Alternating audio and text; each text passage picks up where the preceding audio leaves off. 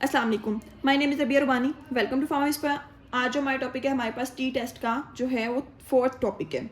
बहुत आसान है, ठीक है। टी टेस्ट के हम पहली 3 कैटेगरीज पढ़ चुके हैं, which is 1 sample test, 2 sample test and paired T test. T test क्या होता है? ऐसी कंडीशन जिसके अंदर हमारे पास क्या हो, सिग्मा अननोन हो, सैम्पल साइज हमारे पास स्मॉल हो। सैम्पल साइज हमारे पास क्या हो, स्मॉल हो, मीन के n इज़ लेस देन 30 हो।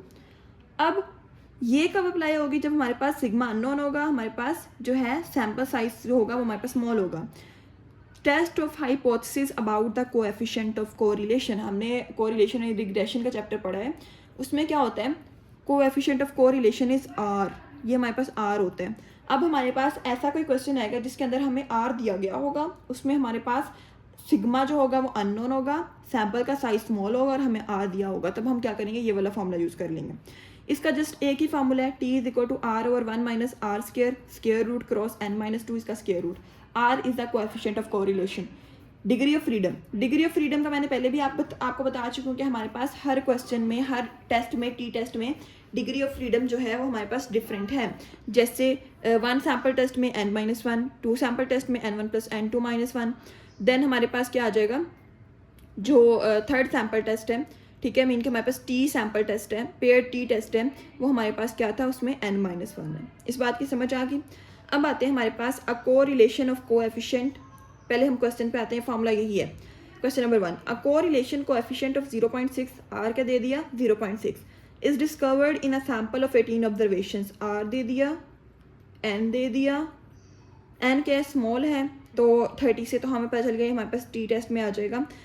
अब हमने प्रूफ का करना है, is it significant at 1% level. वही सेम चीज़ें कि हमने क्या करना है, फाइंड करना है कि सिग्निफिकेंट है 1% लेवल पे। अल्फा दे दिया 1% और ये सिग्निफिकेंट है या नहीं है। वही same steps, H naught, H1, alpha, test statistic, calculation, degree of freedom, range और रिजल्ट, यही स्टेप्स करने हैं।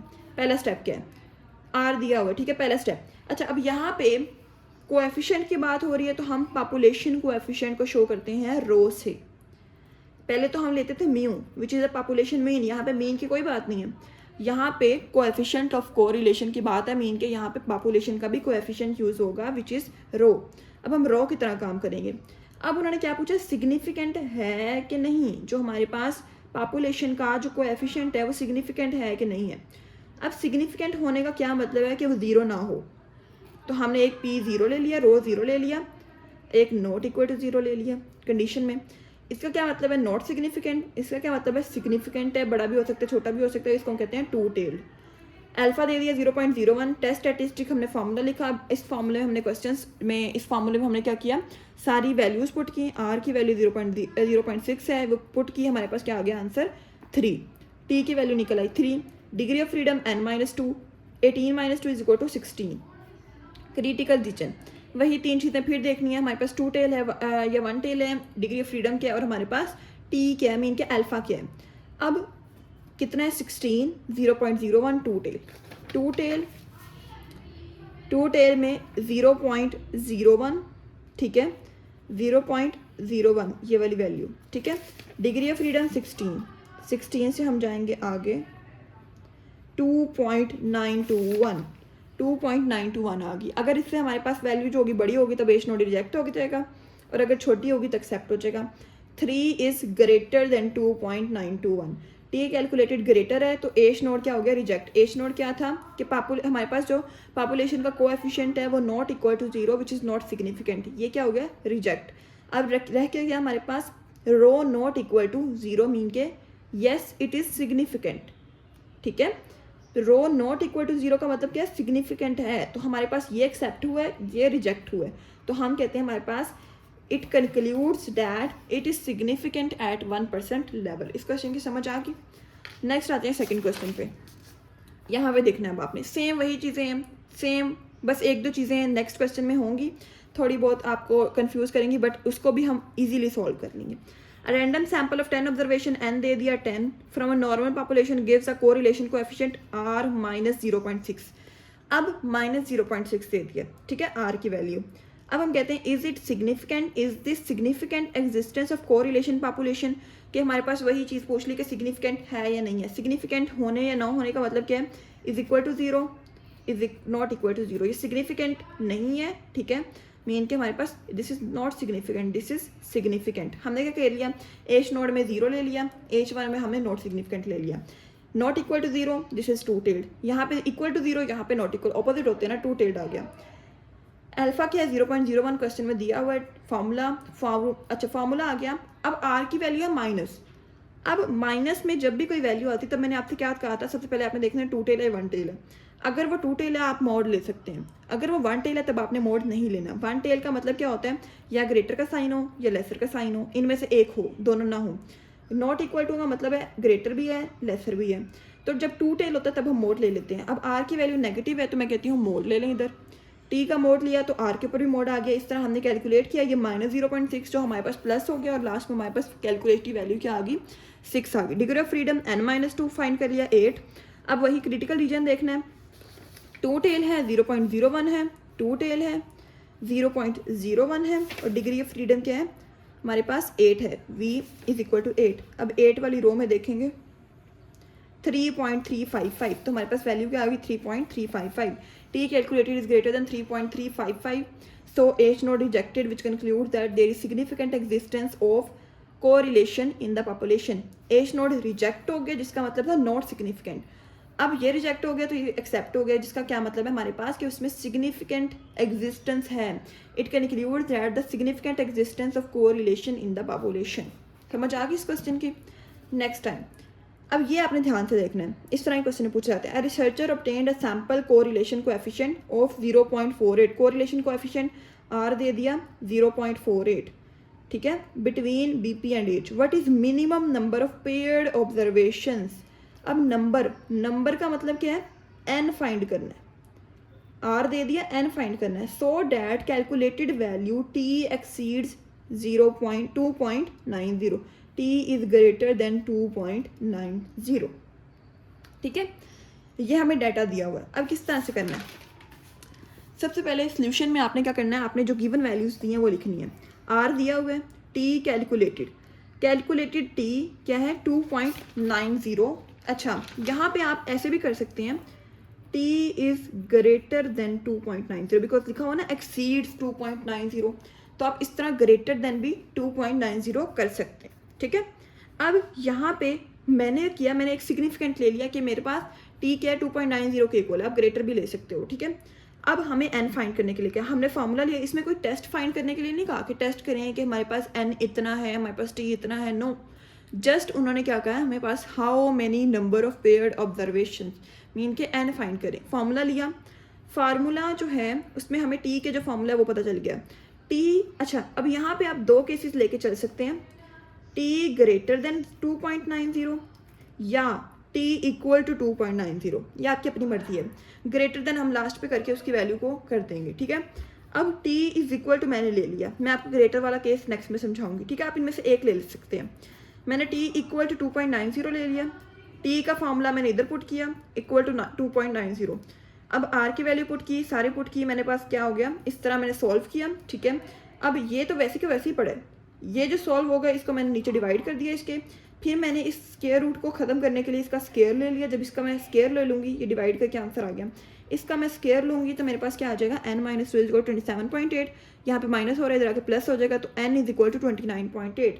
अब यहाँ पे हमने t इक्वल टू लिया था 2.90, ये एक्सीड, क्वेश्चन में क्या लिखा है, एज t एक्सीड्स 2.90, सो हमने इसके ऊपर की वैल्यू ले ली n इज इक्वल टू 30, तो हम कहते हैं n is equal 30 paired observation. समझ आ गई इस क्वेश्चन की। अब आते हैं नेक्स्ट क्वेश्चन, क्वेश्चन नंबर 4 पे।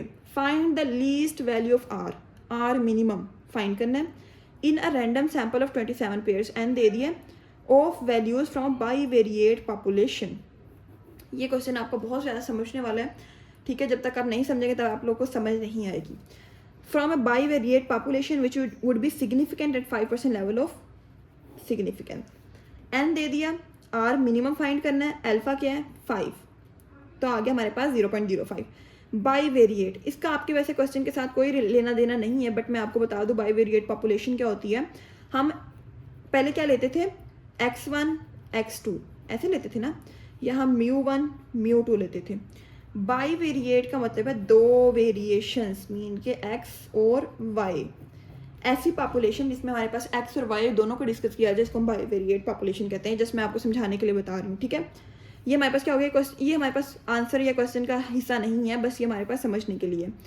अब मैं क्या करती हूँ, अब मेरे पास फार्मूला क्या है, अगर मैं आपको यहाँ से दिखा दूँ formula, t is equal to r 1 minus are square root n minus 2। अब मुझे क्या करना है, मैंने r फाइंड करना है। r फाइंड करने के लिए मुझे क्या चाहिए, n चाहिए और t चाहिए। इस केस में क्या है, हमारे पास n तो है लेकिन t नहीं है।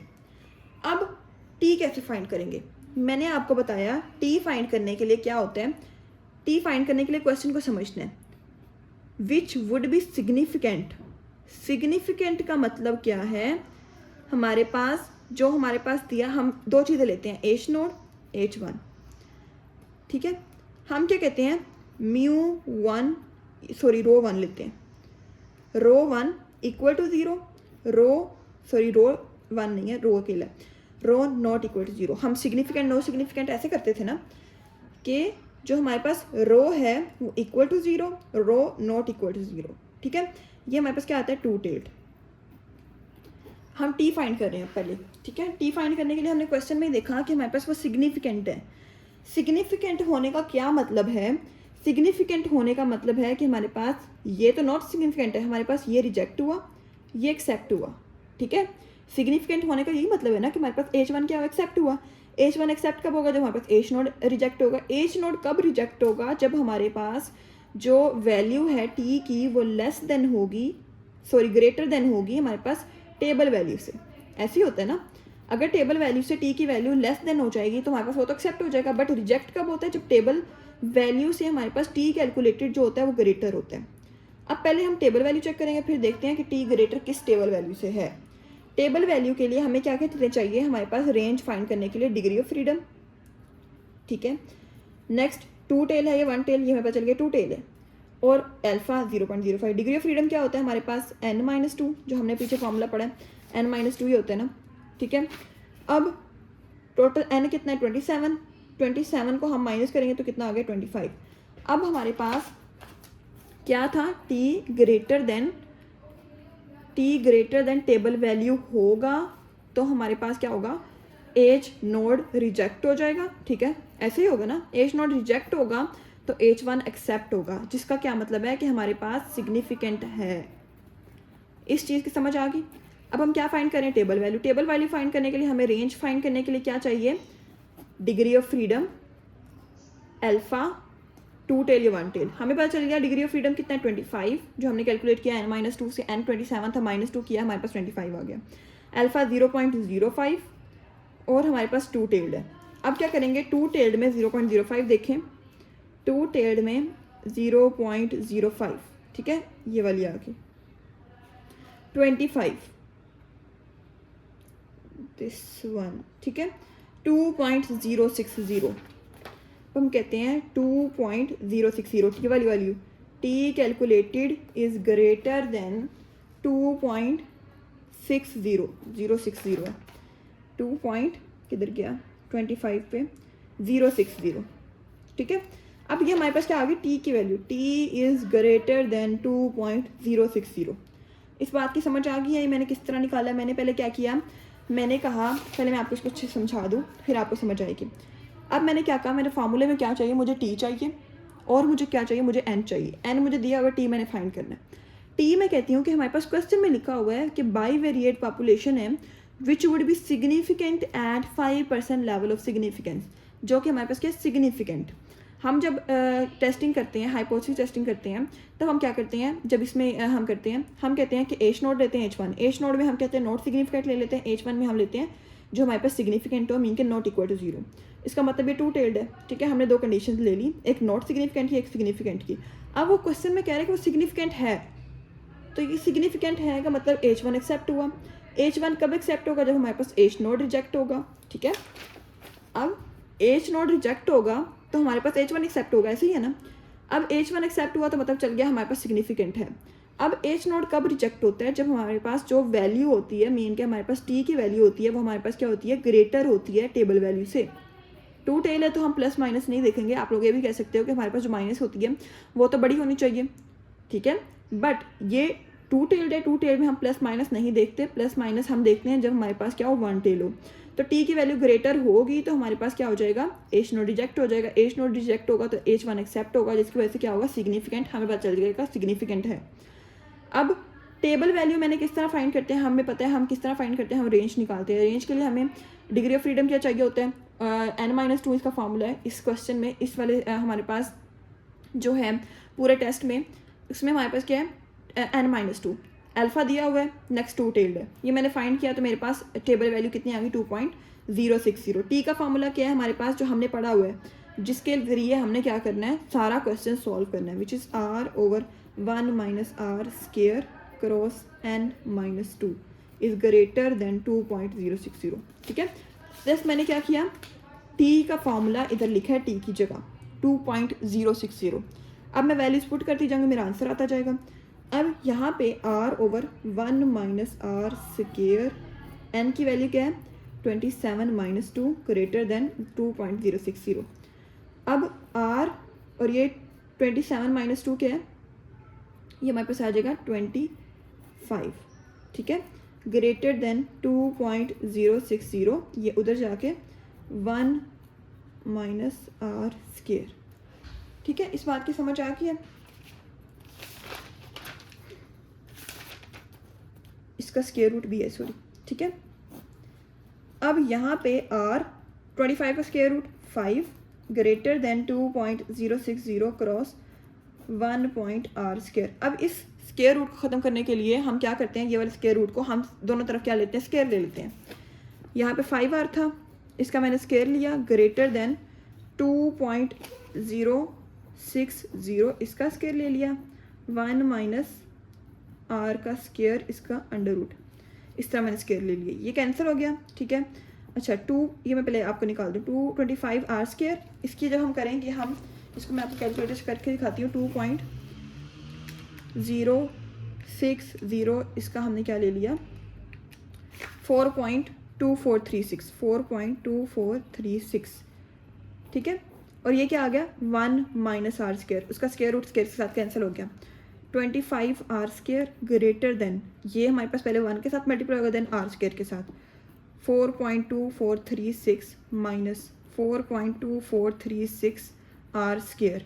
अब ये r² इकट्ठे कर देंगे, 25r² plus 4.2436 r² greater than 4.2436, 25 plus 4.2436 कितना आ गया, 29.2436 r² ग्रेटर देन 4.2436, r² एक साइड पे, ग्रेटर देन 4.2436 डिवाइडेड बाय 29.2436। अब मैंने क्या किया, इसको मैं डिवाइड कर लूँगी, 4.2436 डिवाइडेड बाय 29.2436 क्या आ गया मेरा, r² ग्रेटर देन 0.145। अब मैं क्या करूँगी, स्क्वायर को ख़त्म करने के लिए मैं इसके ऊपर क्या ले लूँ, टेकिंग स्क्वायर रूट ले लिया, r² is greater than square root 0.145, r is greater than, इसका मैंने स्क्वायर रूट ले लिया, क्या आ गया 0.38। मेरा आंसर क्या आ गया 0.38, r इज़ ग्रेटर देन 0.38। आपकी मर्ज़ी, आप इसको अप्रोक्सीमेट करके इस तरह करके 0.4 भी लिख सकते हैं, ठीक है, या फिर आप इसको यहाँ पे भी छोड़ सकते हैं। तो हमारे पास r की वैल्यू क्या आ गई, जो हमने कैलकुलेट लीस्ट वैल्यू पूछा है, तो आप इसको ना करें इस तरह से, ठीक है, क्योंकि उन्होंने लीस्ट वैल्यू पूछा। अगर वो कहते हैं ना r की वैल्यू फाइंड करें, तब हम क्या करते हैं, उसको अप्रोक्सीमेट कर लेते हैं, बट उन्होंने पूछा हमारे पास r की लीस्ट वैल्यू बताएं, r की लीस्ट वैल्यू क्या है, 0.38 से ग्रेटर है, तो ये हमारे पास आंसर आ जाएगा r का। समझ आ गई इस क्वेश्चन की, आसान है, बहुत सारी चीज़ें, बस वही चीज़ें हमने कंप्लीट करनी थी कि हमारे पास वही फार्मूला H0 H1, इस तरह हमने alpha, calculation, test, statistic, then हमने क्या किया, उसकी कैलकुलेशन की, डिग्री ऑफ फ्रीडम, रेंज और रिजल्ट, बस ये चीज़ आपने याद रखनी है। ये सारी जो चीज़ें हैं, गेम है फार्मूलाज़ की, फार्मूलाज आते होंगे, आप लोग इजी करते जाओगे। जिस बच्चे के सारे फार्मूलाज आते हैं, आप लोग बहुत ज़्यादा आसानी से कर सकते हो। मैं खुद कहती हूँ कि बहुत ज़्यादा अगर आप एक फार्मूला शीट बना लोगे ना हर चैप्टर की इस तरह से, स्पेशली हाइपोथेसिस टेस्टिंग वाले की, आपको बहुत ज़्यादा आसानी हो जाएगी। और इसकी प्रैक्टिस के लिए आप ये करें, आप इसके जो क्वेश्चंस हैं ना वो हर बुक से देखें। सॉल्व करने बात की बात है, हर क्वेश्चन को देखें, आप फाइंड करें कि हमारे पास इसमें टी टेस्ट लग रहा है, आप इसमें फाइंड करें हमारे पास इसमें सैम्पल लार्जर है, इसमें हमारे पास कौन सी हाइपोथेसिस टेस्टिंग हो रही है, कौन सी हो रही है, इसमें 2 मीन्स है, 1 मीन है, 2 स्टैंडर्ड डेविएशंस है, पॉपुलेशन रेशियो है, हमारे पास प्रपोर्शन है, इस तरह की चीज़ें आपको पता हो इधर कौन सा फार्मूला लगना है। और ये तब तक नहीं पता चलेगा जब तक आप प्रैक्टिस नहीं करोगे। अगर आप सिंपल हाँ मुझे समझ आ कि बस मैंने ये फार्मूला लगाना है और पुट कर दें, नो। जब आपके पास क्वेश्चन आते हैं ना, आप में इतनी आपका दिमाग इतना स्ट्रॉन्ग नहीं होता कि वो जस्ट आप एक दफ़ा देखे हो आपने लेक्चर में, सॉल्व ना किया हो, ना क्वेश्चन की प्रैक्टिस की हो और आपको वो पिकअप हो जाए, नो। जब पेपर आता है जो आपको आता भी होता है वो भी आपके माइंड से स्किप हो जाता है, बिकॉज आप प्रैक्टिस नहीं करते। जो बच्चा प्रैक्टिस करता है उसको काफ़ी चीज़ें प्रैक्टिस के दौरान ही लर्न हो जाती हैं। ये हमारे पास एक कंप्लीट था, टी टेस्ट हमारा कंप्लीट हो गया। टी टेस्ट में हमने क्या पढ़ा था, मैं आपको एक ओवरव्यू दे देती हूँ। टी टेस्ट में हमने क्या पढ़ा था, सबसे पहले यहाँ से स्टार्ट करते हैं टी टेस्ट से। दिस इज 2 सैम्पल टेस्ट, ये रहा। अच्छा, टी टेस्ट में हमने क्या पढ़ा था, टी टेस्ट क्या होता है, हमारे पास जब किसी क्वेश्चन में हमारे पास सिग्मा अननोन हो, ठीक है, यहाँ से छोड़ें इसको, हम मेन कंडीशंस पे आते हैं। जब किसी टेस्ट में हमारे पास सिग्मा अननोन हो, ठीक है, और सैम्पल साइज स्मॉल हो, उसको हम कहते हैं वहाँ पे हम टी टेस्ट अप्लाई कर देंगे, ठीक है।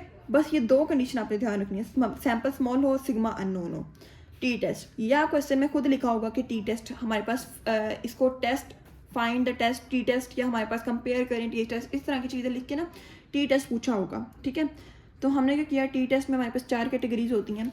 Test of hypothesis about the population mean, this is 1 sample test. About difference between 2 means in case of independent samples, 2 independent samples हैं, लाइक हमारे पास मेडिसिन ए दी, मेडिसिन बी दी किसी पेशेंट को, फिर हमने क्या किया, उसको चेक किया, तो एक ये इंडिपेंडेंट है। और हमारे पास इसको हम 2 सैम्पल टेस्ट कहते हैं। सेम अगर हमारे पास डिपेंडेंट सैम्पल्स होंगे उसको पेयर टी टेस्ट कहते हैं। जैसे हमने medicine A the, after some days हमने दोबारा उसमें इम्प्रूवमेंट करके हमने वही मेडिसिन दोबारा दी, तो ये हमारे पास क्या डिपेंडेंट, आपस में डिपेंडेंट केसेस हैं। लास्ट में हमारे पास test of hypothesis about the coefficient of correlation, mean के आर। अब वही चीज़ें H0, H1, alpha, test statistic, calculation, degree of freedom, range और result. Degree of freedom additional होता है हमारे पास टी टेस्ट में। जब हमने हाइपोथेसिस टेस्टिंग की थी लार्ज सैम्पल्स की, तब हमारे पास डिग्री ऑफ फ्रीडम हमें नहीं निकाला था। डिग्री ऑफ फ्रीडम का हमारे पास क्या होता है, फार्मूला सबके हमारे पास डिफरेंट होते हैं। समझ आ गई इन चीज़ों की, ठीक है। अब हमारे पास नेक्स्ट हमने क्या पढ़ा था, मैं आपको जस्ट 1 सैम्पल टेस्ट का बता देती हूँ। इस तरह मैं आपको ना एक ओवरव्यू दे देती हूँ। 1 सैम्पल टेस्ट में हमने क्या किया था, ये फार्मूलाज थे। हमने क्या किया, एस निकाला। पहले हमने एक्स बार से हमें देखा, अगर वो पॉइंट में है तो हमने क्या कहा था, हमने अगर वो पॉइंट में है तो डी वाला फॉर्मूला, अगर वो पॉइंट में नहीं है तो हमने ये वाला फॉर्मूला लगा दिया। ये हमारे पास एस निकाला, इसको टी में पुट किया, हमारे पास आंसर आ जाएगा, ठीक है। 2 सैम्पल टेस्ट में भी हमने सेम चीज़ें की कि हमारे पास क्या था, 2 सैम्पल टेस्ट में हमने पहले एस निकाला, उसके बाद इसके अंदर पुट किया, ठीक है, और हमारे पास आंसर्स आ जाते हैं। इसके जो हमारे पास डिग्री ऑफ फ्रीडम, अच्छा डिग्री ऑफ फ्रीडम का मैंने आपको जब फार्मूला बताया, मैंने कहा था N1 + N2 - 1, सॉरी यहाँ पे आता है N1 + N2 - 2, ठीक है, ये आपने ध्यान रख लेना है। जब मैंने आपको बताया था ना कि डिग्री ऑफ फ्रीडम जो है वो सबका रॉन्ग है, सॉरी रॉन्ग कह रही हूँ, सबका डिफरेंट है। हमारे पास 1 सैम्पल टेस्ट का, 2 सैम्पल टेस्ट का, पेयर टी टेस्ट का, और हमारे पास कोएफिशिएंट ऑफ कोरिलेशन का, तब हमारे पास मैंने कहा था 2 सैम्पल टेस्ट में N1 + N2 - 1 है, बट ये जो असल वाला फॉर्मूला है वो हमारे पास क्या है, N1 + N2 - 2 है, मेरी मिस्टेक थी, ठीक है। इस बात की समझ आ गई। अच्छा, ये चीज़ें हमने इसको फाइंड किया। देन मैं आ गई टी टेस्ट पे, paired T test. Pair T test में मैंने क्या कहा कि आपसे कि आपने एस, हमारे पास ये वाला फॉर्मूला, इसमें एस फाइंड करना है। ये आपको एमसीक्यूज भी आ सकता है। जो एस है वो हमारे पास स्टैंडर्ड डेविएशन ऑफ डिफरेंस है in case of pair T test, बाकी सब में क्या standard error of standard deviation है। अब ये चीज़ हमने फाइंड करके इस तरह हमने क्या कर लिया, और अभी हमने जो पढ़ा वो 4th कैटेगरी थी, which was the coefficient of variation. इस तरह हमने क्या किया, कंप्लीट किया हमारे पास टी टेस्ट। समझ आ गया? जिस बच्चे को नहीं समझ आएगा मुझसे कांटेक्ट कर सकता है। बाकी डिस्क्रिप्शन में व्हाट्सएप ग्रुप का लिंक है, वहाँ से ज्वाइन करके आप नोट्स भी ले सकते हैं, ठीक है। बाकी अगर आपको वीडियो अच्छी लगी है, लाइक करें, सब्सक्राइब करें, और अगर आपको कोई और टॉपिक चाहिए बायोस्टैट्स का जिसके ऊपर लेक्चर अपलोड किए जाएँ, देन वो कमेंट्स में बताएं, इंशाल्लाह उससे भी लेक्चर्स अपलोड हो जाएंगे। जज़ाकल्लाह।